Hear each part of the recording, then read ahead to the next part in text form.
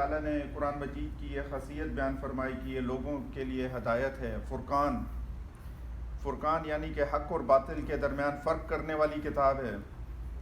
اگر کوئی اس کو پڑھتا ہے، اس کو سمجھتا ہے تو وہ حق اور باطل کے درمیان فرق سمجھتا ہے، پھر اس بندے کو حق دکھائی دیتا ہے اور باطل دکھائی دیتا ہے۔ وہ باطل کو حق نہیں سمجھتا اور حق کو جھٹلاتا نہیں ہے، حق سے روگردانی نہیں کرتا۔ یہ قرآن مجید کی صفتیں ہیں، اس کے فضائل ہیں۔ ہدی للناس یعنی لوگوں کی ہدایت کے لیے ہے، سرچشمہ ہدایت ہے۔ اگر کوئی اس سے ہدایت حاصل کرنا چاہے تو وہ صرف اس کتاب کو اپنے گھر میں رکھ دے تو اس سے تو ہدایت نہیں ملے گی۔ اس کو دیکھتا رہے، اس کی زیارت کرتا رہے، بچوں کی پہنچ سے دور رکھے تو ہدایت حاصل نہیں ہوگی۔ یا قرآن کے اس کو خوبصورت پوسٹروں پر لکھوا دے، اس کو دیواروں پر آویزاں کر دے، اس کو دیکھتا رہے، اس سے دل خوش کرتا رہے تو ہدایت تو اس طرح نہیں ملے گی۔ اس کی مثال بالکل اسی طرح ہی سمجھ لیں کہ جو ایک ڈاکٹر جس نے بننا ہے وہ اسٹوڈنٹ، یا انجینئر بننا ہے وہ اسٹوڈنٹ، وہ گھر میں کتابیں رکھ لے، ان کے اوپر بہترین قسم کا کپڑا عطر لگاتا رہے اور 4-5 سال کے بعد وہ کہے کہ میں ڈاکٹر بن گیا، تو اس کو تو کوئی بھی نہیں مانے گا۔ یہی حال آج کل ہم نے قرآن کا کہ ہم نے اس کو الماریوں میں بہت اوپر کر کے رکھا ہے، اور اتنا اوپر کر کے رکھا ہے کہ آج ہمارا اپنا بھی خود کا بھی ہاتھ نہیں پہنچتا۔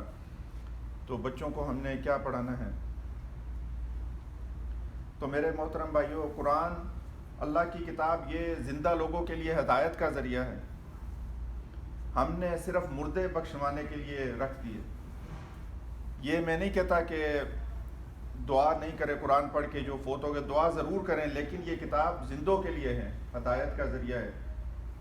ہم جب اس کو پڑھیں گے، سمجھیں گے، اس پر عمل کریں گے تو ہماری زندگیاں بدلیں گی۔ اس کی مثال آپ دیکھ لیں صحابہ کرام رضوان اللہ تعالی علیہ مجمعین کے دور میں، جو اسلام کے پہلے کے حالات تھے عربوں کے، اور جو اسلام کے مسلمان ہونے کے بعد ان کے جو حالات تھے وہ کہاں سے کہاں گئے۔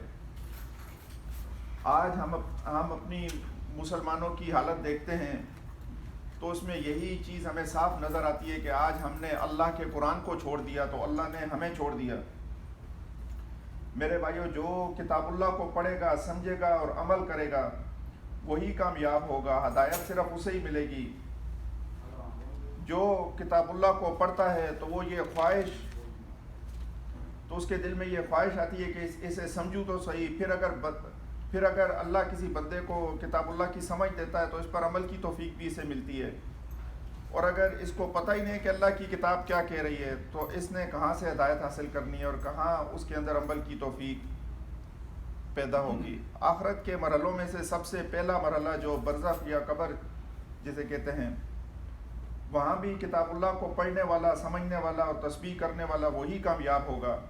نبی صلی اللہ علیہ وسلم فرماتے ہیں، منکر نکیر فرشتے جب قبر میں آتے ہیں، مومن کو بٹھاتے ہیں تو اس سے پوچھتے ہیں 3 سوال جو اس سے کیے جاتے ہیں، تیرا اللہ کون ہے، تیرا نبی کون ہے اور تیرا دین کیا ہے؟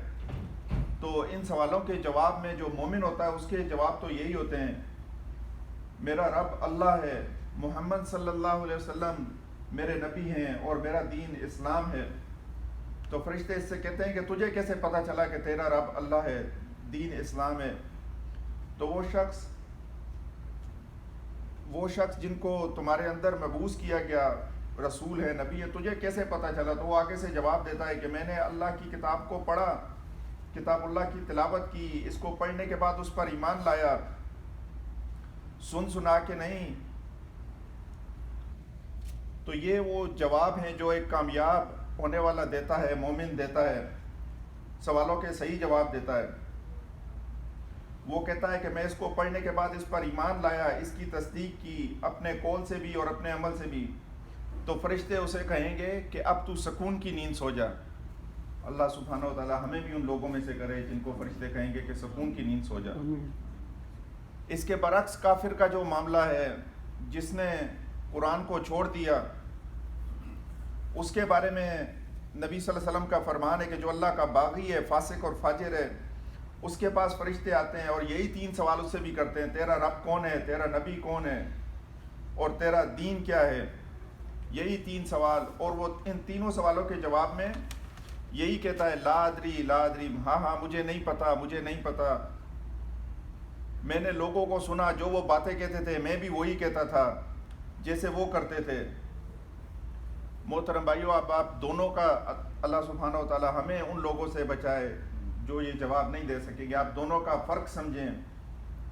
جو سوالوں کے جس نے صحیح جواب دیے ہیں کیسے پتہ چلا؟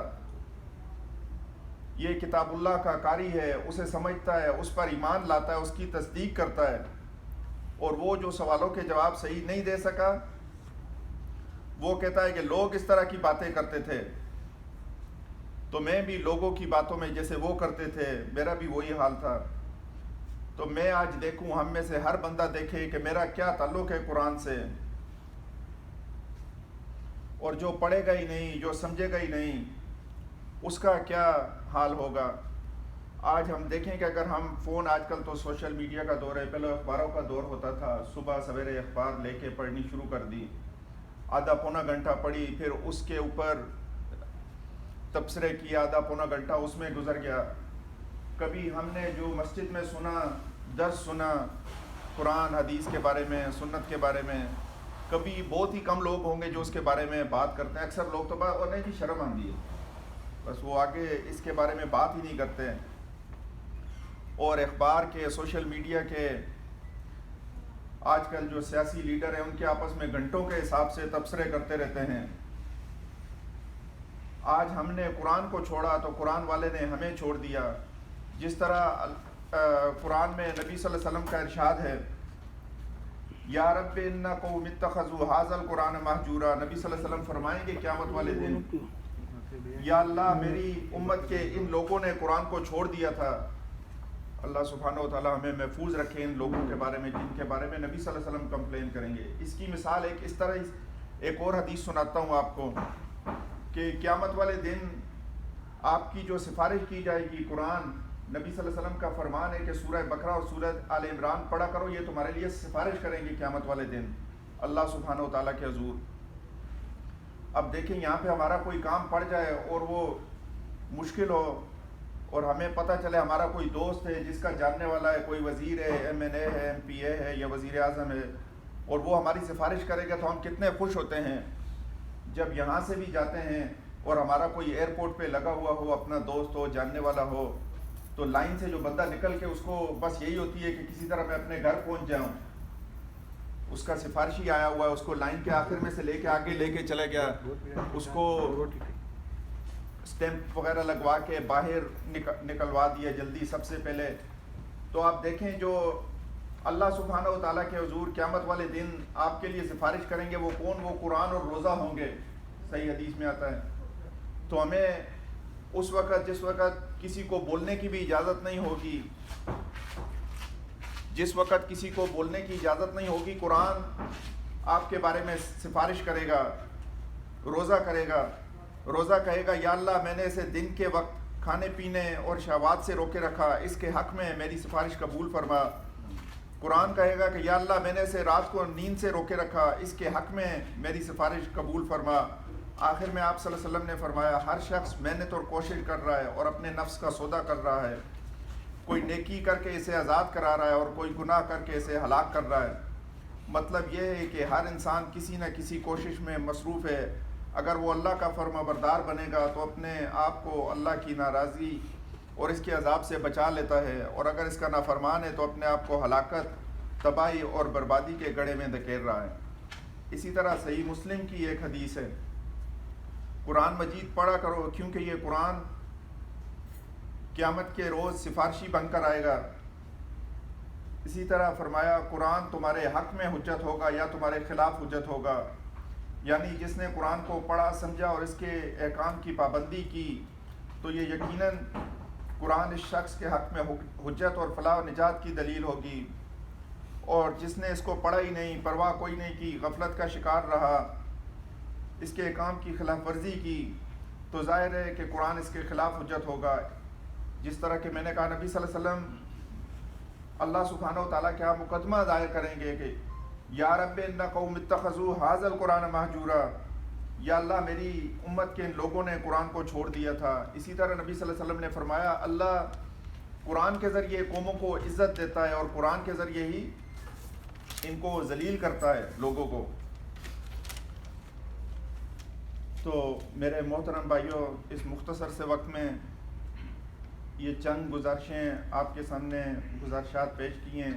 کوشش ہمیں کرنی چاہیے کہ دن کا کچھ حصہ 15-20 منٹ، آدھا گھنٹہ صبح میں یا شام میں یا ہر نماز کے ساتھ قرآن کو سمجھ کر پڑھیں، قرآن کے حلال کو حلال سمجھیں اور حرام کو حرام سمجھیں۔ جس طرح ایک جگہ پہ ارشاد ہے ان الذین قالوا ربنا اللہ ثم استقاموا تتنزل علیہم الملائکہ، جنہوں نے کہا ہمارا رب اللہ اور پھر اس پہ استقامت اختیار کی تو فرشتے نازل ہوتے ہیں۔ ان الذین قالوا ربنا اللہ ثم استقاموا تتنزل علیہم الملائکہ الا تخافوا ولا تحزنوا وابشروا بالجنۃ التي، ان کو جنت کی خوشخبریاں دیتے ہیں۔ صرف دنیا میں ہی ساتھی نہیں ہوں گے، وہ آپ کے ساتھ آپ جب قبر کا مرحلہ آئے گا تب بھی، بلکہ وہ آپ کو جنت تک لے کے جائیں گے۔ تو اللہ سبحانہ و تعالیٰ سے دعا ہے اللہ ہمیں بھی ان میں سے کرے جن کے حق میں قرآن اور روزہ سفارش کریں گے۔ اللہ ہمیں قرآن کے احکامات پر عمل کرنے والا بنا دے۔ اقول قولی ھذا واستغفر اللہ لی ولکم ولسائر المسلمین فاستغفروہ۔